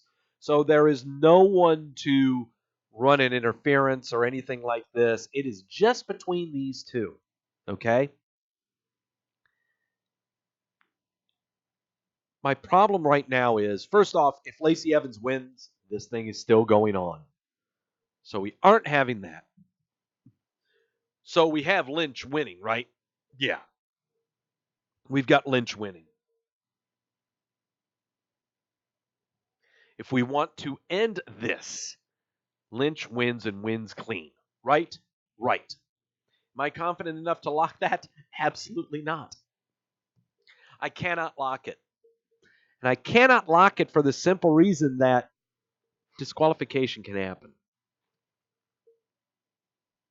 Disqualification can happen somewhere. I'm looking at a lot of different options right now. Like Jamel's bringing up that Sasha Banks returns and destroys Lynch after the win. That's something that can happen on on the Raw following. I'm looking more at Charlotte.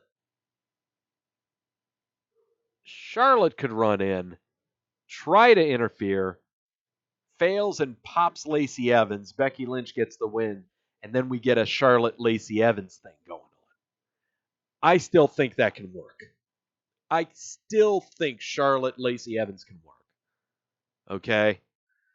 No other names really come to mind that can go run into this match. It's right now to me between Charlotte and Sasha on what could happen during or post match. But all I know is that we want Becky Lynch to win to end this shit. So I've got Lynch winning. I just don't have the confidence to lock it because DQ action may happen. There is a lot of DQ action that could be happening in this pay-per-view when you think about it, okay? There is a lot of DQ finishes that could be happening.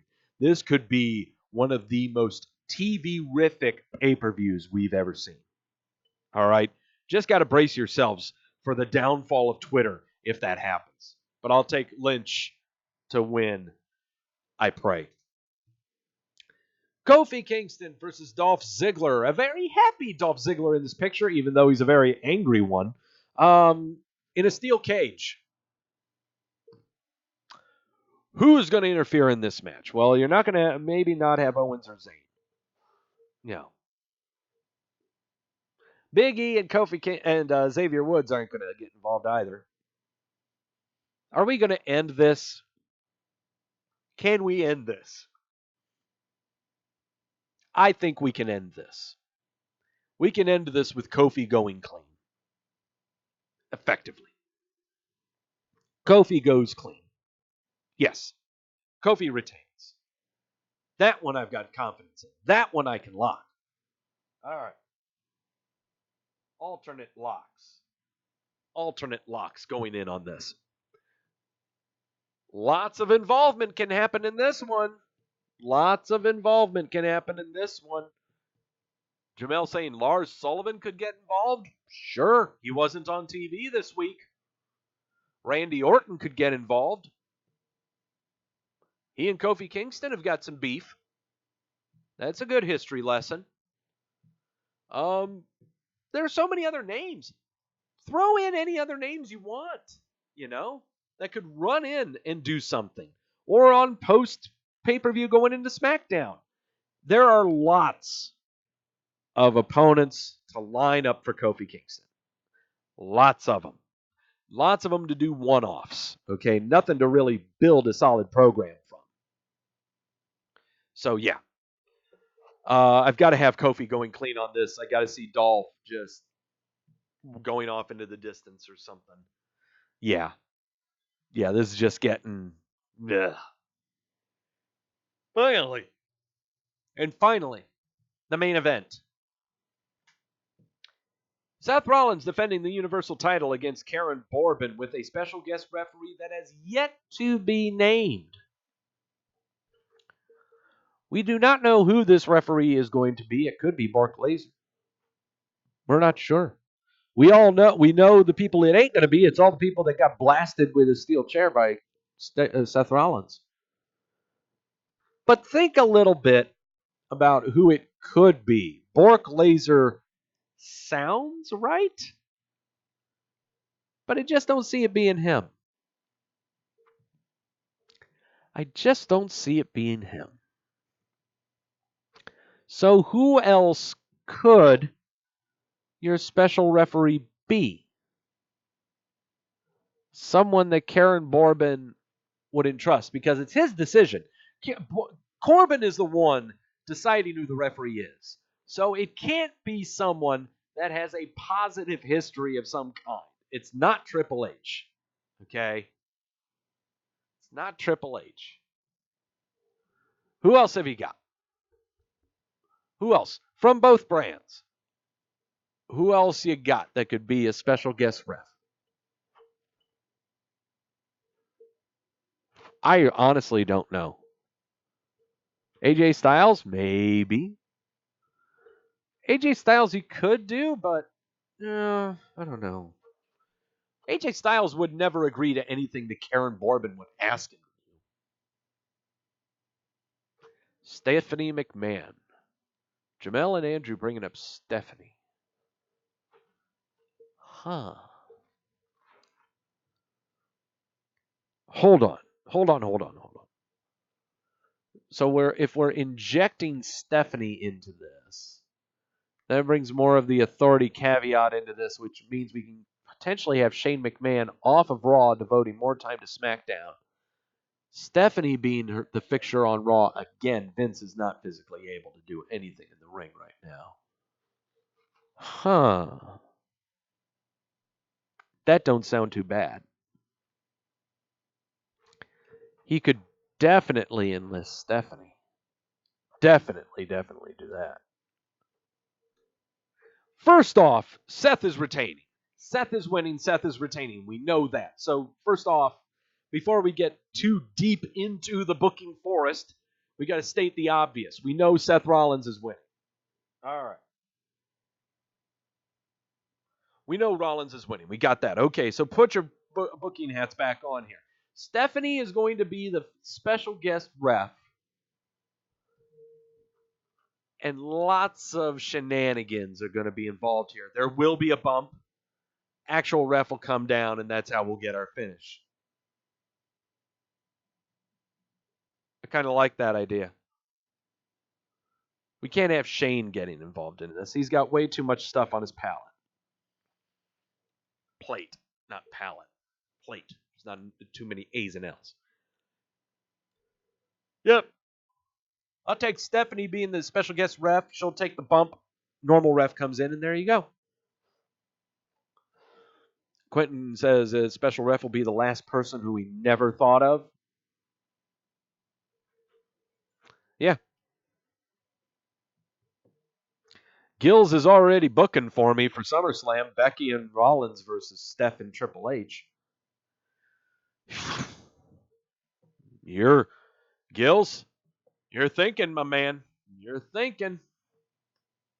No, but I'll take Rollins in that one. It doesn't really matter who the special guest ref is. So there you go. All right. There we go. Those are the predictions. Those are the locks for Stomping Grounds coming up this Sunday. Going to go ahead and do a quick recap here. I've got Daniel Bryan and Eric Rowan defeating Heavy Machinery, retaining their SmackDown Tag Team titles. I've got Owens and Zayn defeating Xavier Woods and Big E, and I am locking that.